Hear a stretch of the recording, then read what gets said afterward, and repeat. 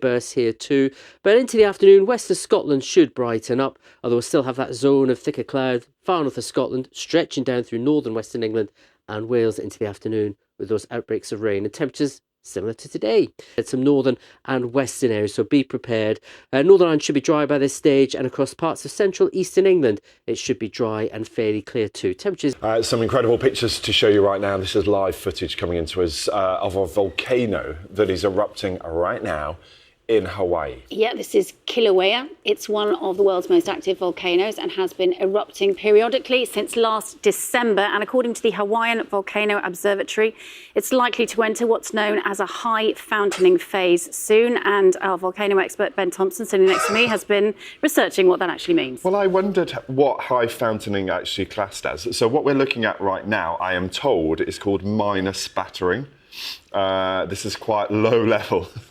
And then the observatory is saying that high fountaining is when you get maybe that was a bit of one. That was a little spatter. But high level fountaining is 500 meters or more, or up to, I should say. So the kind of what you traditionally expect a volcano to look like. You know, lots of kind of fireworks and exciting stuff. Ben, you are wasted on the red sofa. I know, but I love stuff like that. I mean, that's impressive in itself, but when it really takes off, I quite like that. It is. Let's find out if there's any minor spattering in the weather today. I suppose there is a little bit of rain doing that at the moment across some parts of the country, Sarah. Maybe, yeah. Good morning, but one place it isn't is Llangollen this morning. I certainly wouldn't mind being where Cheryl, our weather watcher, has been in the last. It will be there and clearing from Northern Ireland first thing, though, but that rain will spread its way across parts of Scotland fairly erratically, on and off through the morning, as it will do towards some western areas. So this is at 11 o'clock. Stop the clock here, of course, because some of the ceremonies taking place for Remembrance Sunday. If you are out there, there will be some rain at times. As I said, some northern and western areas. So tell us whether this was something you'd experienced, and a lot of you have. Lynn is a lollipop lady of 12 and a half years. She says she loves her job, but feels it is becoming more and more dangerous. Motorists are ignoring the 30-mile-an-hour restriction. She's had abuse shouted at her, and she says some drivers even put their foot down when they see her. Yeah, Lorraine in North Somerset, a similar picture. She said she's been doing the job for 10 years, enjoys the job, but has started wearing that body camera because she's had insults, threats, drivers who would go straight past her, even, she says, when she's in the middle of the road. Gary from Crawley said points for a speed awareness course is not enough to set an example to drivers, and thinks they should be charged with dangerous driving or driving without due care and attention, something Nicholas was talking about. Yeah, and Susan, Sutton Coldfields, she walks with her grandson every day to school. She has to cross, she says, a very busy road. She says the crossing lady there says she fears for her safety because drivers simply don't stop, even when she's putting up the sign, and they just speed past. Alternative View, one viewer contacted us to say that as a driver, it can be frustrating to be held at a crossing by a lollipop person when nobody is crossing. Thank you to all of your views. Clearly, it's an issue that a lot of you are worried about. We'll talk some more a little later, but at just approaching 8:25, the annual Lord Mayor's Show is taking place in London today. But this year, got a bit of a rebrand. Yeah, for the first time in its 697-year history, the show has been renamed for its new Lady Mayor, Dame Susan Langley. She'll also receive another exclusive title and become London's first Pearly Mayor, as Anna O'Neill reports. Dame Sue Langley is getting ready for a weekend of firsts. I used to watch this sitting on my granddad's shoulders, wrapped in a warm scarf and seeing the whole parade go past. So to be part of it, let alone in this, will be absolutely amazing, but I have to say slightly surreal. She takes office today as the first Lady Mayor of the City of London, and as such, she'll ride in this golden coach for the first time. I never ever imagined as a little girl that I would ever be in that golden coach in the very middle.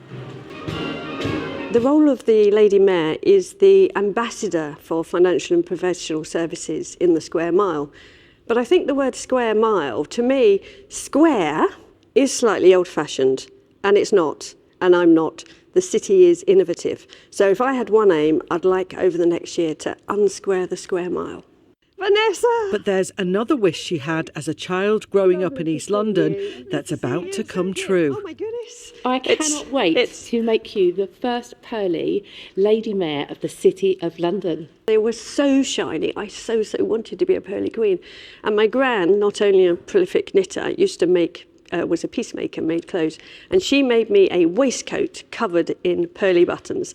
And I thought that was the closest I was going to get, but it's going to be the Pearly Lady Mayor. Now all we've got to do is make you a hat. There was a synergy, East London Girls, and then I learnt about this wish for her to be a Pearly Queen, and I thought, well, it's on my patch, right? I can make that happen. Originated in London's East End 150 years ago, with working class business people dressing up and raising money for charity. For the first time, they'll also be part of the Lady Mayor's show. It will be the 697th, but I will be the first to take the name the Lady Mayor. And to be honest, it never occurred to me to be anything else. And I'm not a lord, I'm a lady, so it's just who I am. Now, thousands of children and young people in care are... But childhood cancer is not talked about, and there's not enough funds going into childhood cancer. And if there was, then maybe Joseph would have had a fighting chance. But it was his treatment that killed him, because that he died of a pulmonary hemorrhage, not because of a cancer, but because of that cruel and toxic treatment we had to give him. And we're hoping that everyone will get involved, the kids get cancer too, and what we're calling on supermarkets, big, huge firms, you know, as they did it for Tickle Pink, come on, help us get childhood cancer awareness out there so that more funds can go to charities like Neuroblastoma UK to get better research. Absolutely, and Alan has started that conversation, and alongside Neuroblastoma UK, we really hope that we can keep that conversation going. To make sure no one faces this disease without help and, most importantly, hope. Their continued dedication to scientific research and awareness brings the promise of better treatments, improved outcomes, and ultimately a brighter future for children and their families coping with this devastating cancer. Neuroblastoma UK says the Traitors Final has already rocketed its profile. And it's all been generated thanks to one man. He may be a successful traitor, but he's remained faithfully loyal to this worthy cause. Sam Harrison, BBC News.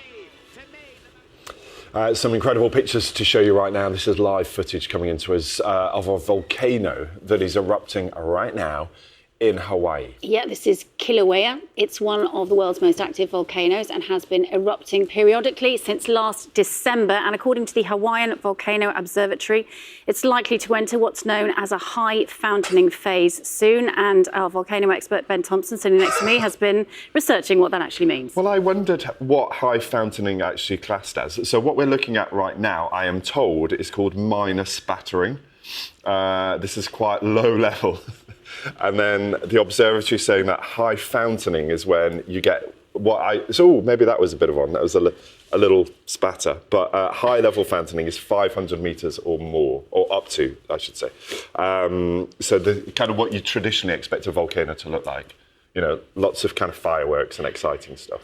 Ben, you are wasted on the red sofa. I know, but I love stuff like that. I mean, that's impressive in itself, but when it really takes off, I quite like that. It is. Let's find out if there's any minor spattering in the weather today. I suppose there is a little bit of rain doing that at the moment across some parts of the country, Sarah. Maybe, yeah. Good. Say. You've got a book. Exactly. There we go. Yes. Yeah, how do you compress all of this chaos into a book? Oh, it takes a lot, but we do so many different forms of content. The book is kind of a longer form of content. Sam's never done a book before. Right. I've never done a book with Sam before. Yeah. But it's a Would lot you do to it again? with, absolutely not. No. So you better buy this one because it's a one-time only thing. It will never happen again. Audiobook was great to record. You just look at each other in the eyes for 8 hours straight. It's amazing. How long did it take you? Oh, very long. We slammed it out in 2 days. Gentlemen, it's been lovely to have you this morning. I know you've had a really busy week, so thank you for fitting us in. It's your busy schedule. And good luck with the book. Yeah. Sam and Pete's book is called Staying Relevant. Nice, there you go. They did it for us. Stay with us. Headlines up next.